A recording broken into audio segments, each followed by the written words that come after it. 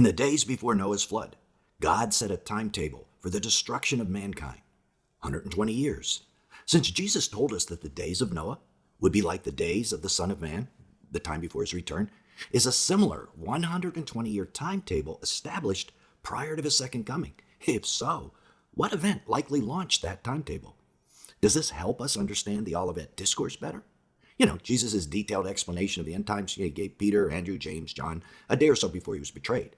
That's what we're talking about today. So let's look at the passage in question. It's a very famous prophetic passage. When man began to multiply on the face of the land, and daughters were born to them, the sons of God, and that's the Old Testament understanding of this was that these were fallen angels, saw the daughters of man were attractive, and they took as their wives any they chose. Then the Lord said, My spirit shall not abide in man forever, for he is flesh. His days shall be 120 years. Genesis 6, 1-3. This is famous, but also a controversial passage, not the least of which is this part about the 120-year time period. And before we get started, a shout out to David Burnett, whose writings made me contemplate and research this issue. Now, what about this 120 years? What does this mean? Well, the verse is sandwiched between 3 verses about the Nephilim. So if you were doing normal Bible exegesis, this would tell you that the pronouncement had to do with them, the offspring of the sons of God or fallen angels and humans, that it had to do with a corrupted human genome. However, this is not a normal passage. People don't treat it normally. So less than normal exegesis of the Bible is done because people don't want to deal sometimes with the Nephilim. Some say it means the ultimate lifespan of man is 120 years. And that's an interesting idea. Well, it might make sense, except that there were numerous Old Testament figures after this statement who lived longer than 120 years. So in modern times, the only documented case, though, of a human living more than 120 years is Janine Calment, who lived 122 years, from 1875 to 1997. So in today's world, this upper limit of a lifespan seems to work. But back in the days of Noah, when God made the pronouncement, that wasn't the case. Now, a second idea others have had is that this has to do with Jubilee cycles. Now, this is a little complex, so we're going to try to look at it from a big picture level to make it easier. This thinking about the Hebraic Jubilee comes from a mistaken notion that a Jubilee cycle is 50 years long, and that 120 of these years, these Jubilee 50-year cycles, is 6,000 years. That happens to be the amount of time designated by God from creation to the return of Jesus. So in this theory, the 120 years mentioned in Genesis 6:3 are 120 Jubilee years. The biggest problem with this theory is the Jubilee cycle in the Bible, as it was celebrated in ancient times by the Jews, was not 50 years, but was 49 years.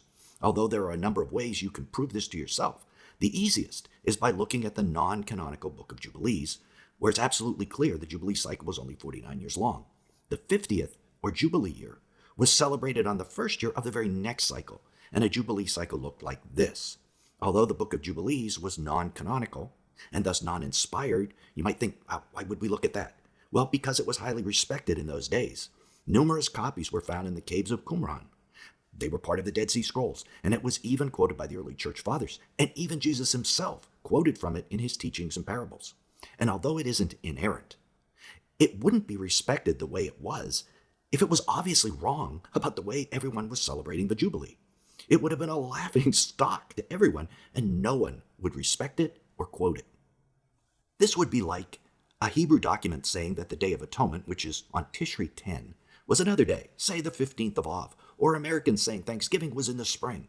Obviously, no one would read or copy a book with such an error, in the same way no one would read or copy a book saying the Jubilee was 49 years long, if in fact it was 50 years long. So the cycles had to be 49 years for this and many other reasons. And if the Jubilee isn't 50 years long, well, that 120-year calculation, it just doesn't work.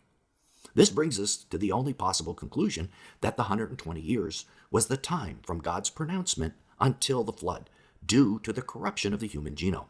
A countdown to destruction, so to speak, until God poured out his wrath by opening the fountains of the deep and by rain. The word corruption is actually used in God's explanation to Noah about what he was doing. Let's look at it. Now the earth was corrupt in the sight of God, and the earth was filled with violence. God looked on the earth, and behold, it was corrupt, For all flesh, another important word to keep track of, had corrupted their way upon the earth. Then God said to Noah, the end of all flesh has come before me, for the earth is filled with violence because of them.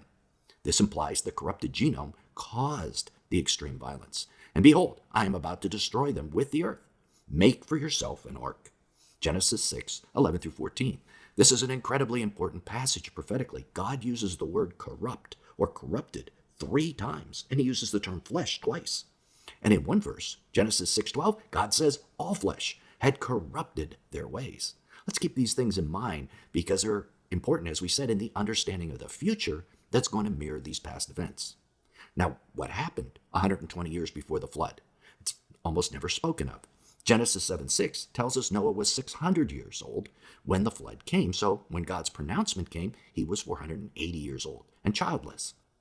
However, he was the one God said was perfect in his generations, the one without a corrupted genome, one still perfectly human. So Noah set about producing offspring of that perfect genome. Noah was 500 years old, and Noah became the father of Shem, Ham, and Japheth. Genesis 5:32. So within 20 years of the pronouncement, Noah had 3 sons. Others alive at that time that we know of were Lamech, the righteous Lamech, because there were 2 of those Lamechs. It's confusing. This one was 662 years old at the time of the pronouncement. And his father, Methuselah, Noah's grandfather, who was 849 years old at the point of the pronouncement.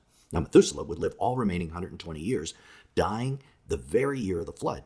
His name was prophetic. It means, when he dies, it will come.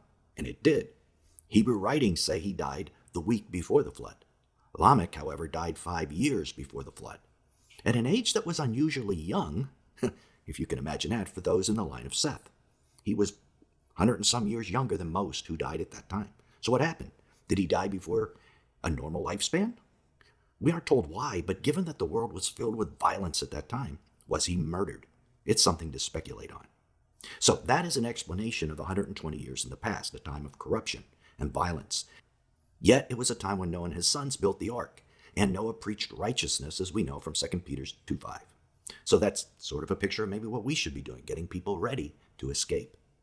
But what interested us on this channel is whether such a similar countdown is taking place now toward the future return of Jesus. And if so, what was the date that this countdown started?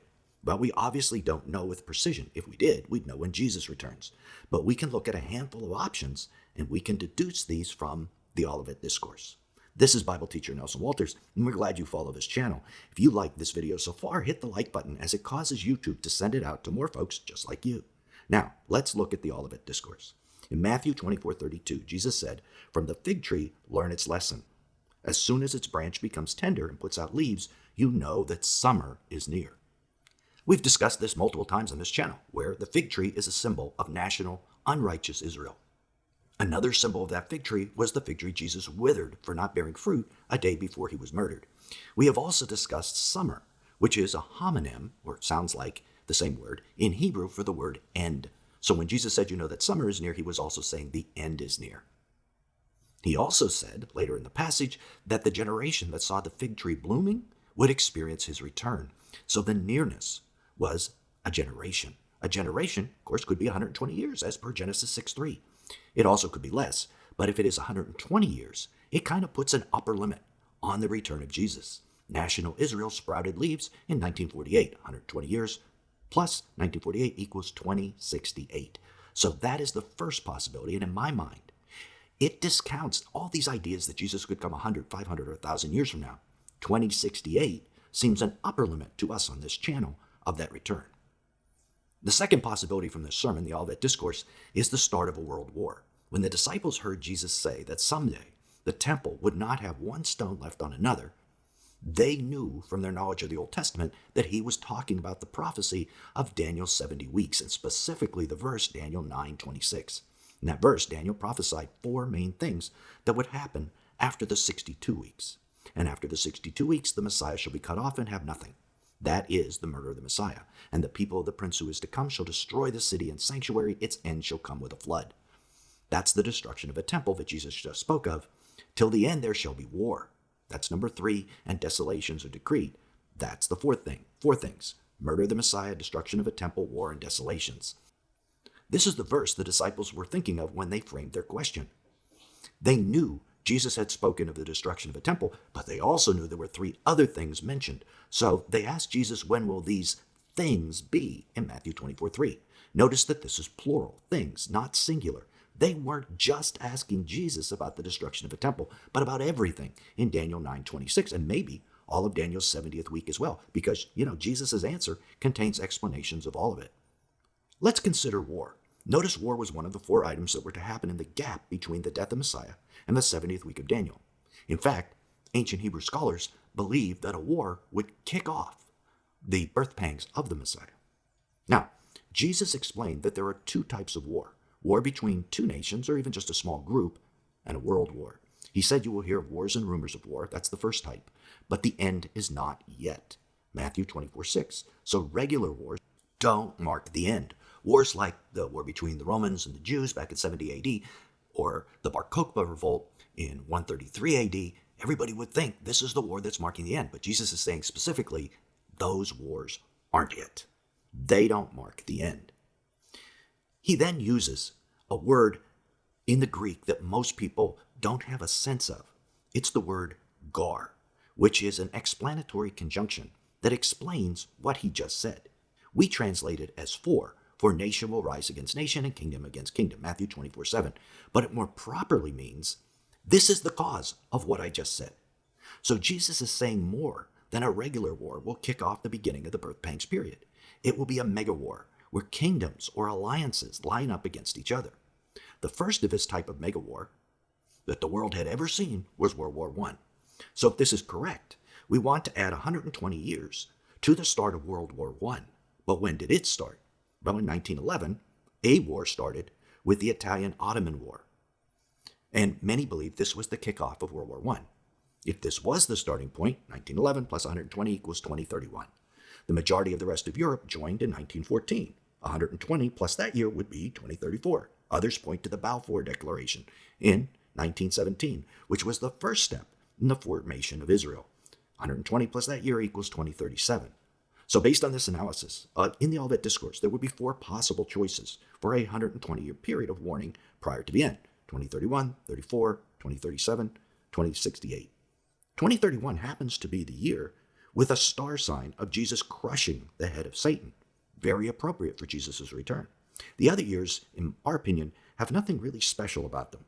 Now, this doesn't mean Jesus even has to return in any of those 4 years. It's just one more thing that could recommend those years. And since Jesus tells us the days before his return will be like the days of Noah, we know the fallen angels will once again be on the earth. There will be genetic corruption and extreme violence. So, is it likely that those three things will happen before these dates? Well, the fallen angels are cast out of heaven 3.5 years prior to the return, so that could easily happen since we're not within that time frame.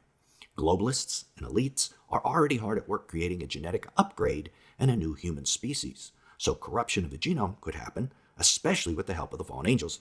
And violence, it's already here. Now, what about that sign in the stars we mentioned as coming in 2031? Well, it isn't just in 2031, but a sign of the rapture occurs the year before in 2030. In combination, these two signs paint a somewhat convincing picture of the end of the age during those years.